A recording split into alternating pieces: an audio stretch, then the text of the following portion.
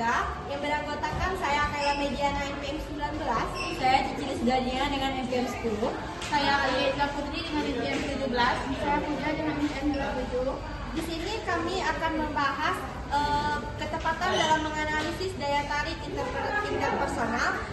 Selamat menyaksikan. Assalamualaikum warahmatullahi wabarakatuh. Saya Kayla Mediana NPM 19 ingin menjelaskan latar belakang dari materi kami, yaitu dalam kehidupan sehari-hari kita tidak bisa lepas dari yang namanya hubungan sosial dengan orang lain, baik di lingkungan keluarga, sekolah maupun masyarakat. Manusia selalu pasti membutuhkan penerimaan, perhatian, dan dukungan dari sesamanya. Salah satu hal yang menentukan berhasil tidaknya hubungan sosial tersebut adalah daya tarik interpersonal, yaitu kemampuan seseorang untuk menimbulkan ketertarikan dan kenyamanan dalam berinteraksi. Menurut Baron dan Brian 2003, daya tarik interpersonal bukan hanya soal penampilan fisik, tetapi melibatkan banyak aspek seperti kepribadian, komunikasi, nilai, dan empati. Dalam konsep bimbingan dan konseling, hal ini menjadi sangat penting karena konselor yang memiliki daya tarik interpersonal tinggi akan lebih mudah membangun hubungan yang hangat dan terbuka. Seperti yang dikatakan oleh Carl Rogers 1957, hubungan konseling yang efektif dibangun melalui empati, penerimaan tanpa syarat, dan keaslian dari konselor. Selanjutnya, saya akan menjelaskan prinsip dasar daya tarik interpersonal. Daya tarik interpersonal lahir dari kebutuhan dasar manusia untuk diterima dan dicintai oleh orang lain. Menurut teori sosial penetration oleh Altman dan Taylor, hubungan antar individu berkembang melalui proses pengungkapan diri secara bertahap. Semakin terbuka dan saling percaya, semakin besar pula daya tarik interpersonal yang terbentuk. Myers 2010 juga menambahkan bahwa seseorang akan cenderung tertarik kepada individu yang lain yang dinilai menyenangkan, dapat dipercaya, dan memiliki kepribadian yang positif. Dalam konteks konseling, hal ini berarti seorang konselor harus mampu menampilkan diri secara tulus dan autentik, menunjukkan empati yang dalam, serta menerima konseli tanpa menghakimi. Dengan menampilkan karakter seperti ini, konselor dapat menciptakan hubungan terapeutik yang nyaman dan membantu klien merasa aman untuk membuka dirinya kepada konselor. Baik, itu saja yang dapat saya sampaikan. Assalamualaikum warahmatullahi wabarakatuh. Baik, saya Aliza Putri akan menjelaskan materi yaitu prinsip dan faktor penentu. Beberapa peneliti menunjukkan bahwa daya tarik interpersonal dipengaruhi oleh prinsip kesamaan dan kedekatan. Orang cenderung menyukai individu yang memiliki kesamaan nilai, minat, atau latar belakang sosial, karena keselamatan tersebut menumbuh rasa nyaman dan saling memahami. Kedekatan juga berperan penting. Individu yang sering berinteraksi memiliki peluang besar untuk saling menyukai. Selain itu, evaluasi positif seperti kesan bahwa seorang ramah, sopan, dan dapat dipercaya juga meningkatkan daya tarik interpersonal. Faktor internal seperti percaya diri dan empati membantu seseorang lebih mudah diterima orang lain. Sedangkan faktor eksternalnya yaitu seperti penampilan rapi dan sikap terbuka membantu menciptakan kesan pertama yang positif. Jadi, daya tarik interpersonal bukan hanya soal kepribadian, tetapi hasil dari interaksi antara faktor pribadi dan situasional. Itulah materi yang dapat saya sampaikan. Saya kembalikan ke moderator. Assalamualaikum warahmatullahi wabarakatuh. Baiklah, saya Puja dengan NPM 27 akan menjelaskan materi selanjutnya, yaitu jenis-jenis daya tarik interpersonal. Daya tarik interpersonal merupakan fenomena multidimensional yang mencakup berbagai aspek psikologi, sosial, dan emosional yang mempengaruhi hidup antar individu.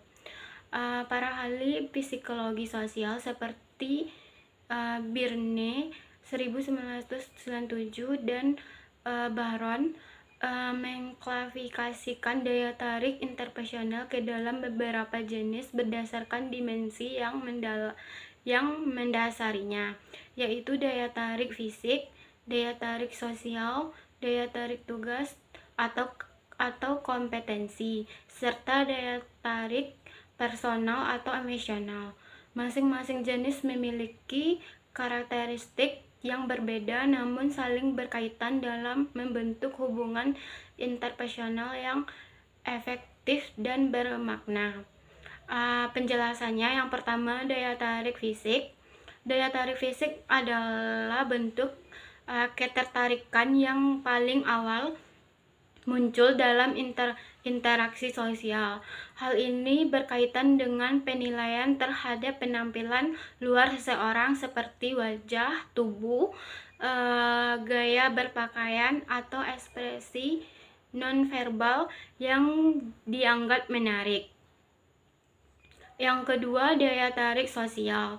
Daya tarik sosial berhubungan dengan sejauh mana seseorang dianggap menyenangkan untuk diajak berinteraksi dalam konteks sosial.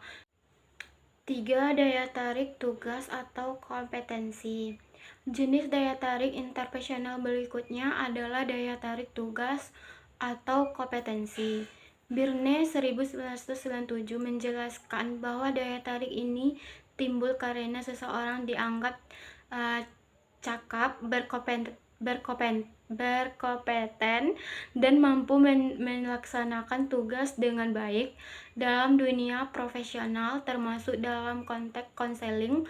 Daya tarik kompetensi sangat menentukan tingkat kepercayaan klien terhadap konselor.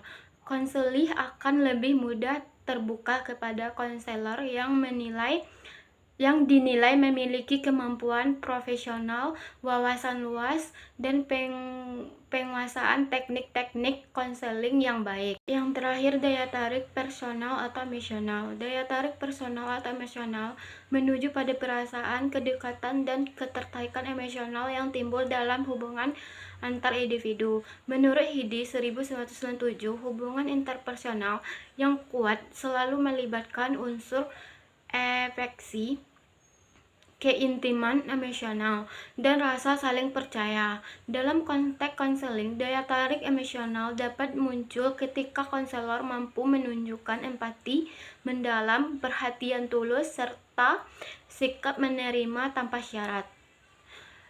Baiklah, hanya itu yang dapat saya jelaskan. Saya kembalikan kepada moderator.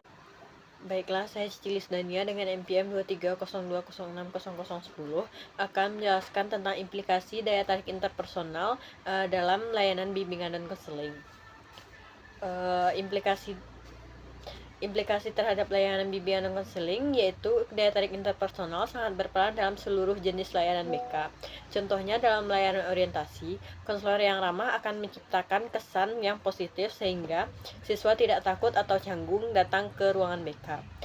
Pada layanan konseling individual, empati dan kehangatan menjadi kunci agar klien merasa aman untuk menceritakan. Sementara dalam layanan konseling kelompok, konselor harus mampu menampilkan sikap yang terbuka dan adil terhadap semua anggota kelompok. Dalam layanan konsultasi dan mediasi, kemampuan berkomunikasi dan menjaga sikap profesional membuat hubungan antar profesional berjalan dengan baik. Artinya, tanpa adanya daya tarik interpersonal, semua layanan bimbingan konseling akan terasa kaku dan kurang efektif. Sekian dari saya kembalikan kepada moderator. Kami dari kelompok 3 mengucapkan terima kasih kepada teman-teman semuanya yang telah berpartisipasi dalam diskusi tadi. Kalau ada salah dalam penyampaian ataupun kurangnya materi dari kami mohon maaf. Kami undur diri. Assalamualaikum warahmatullahi wabarakatuh.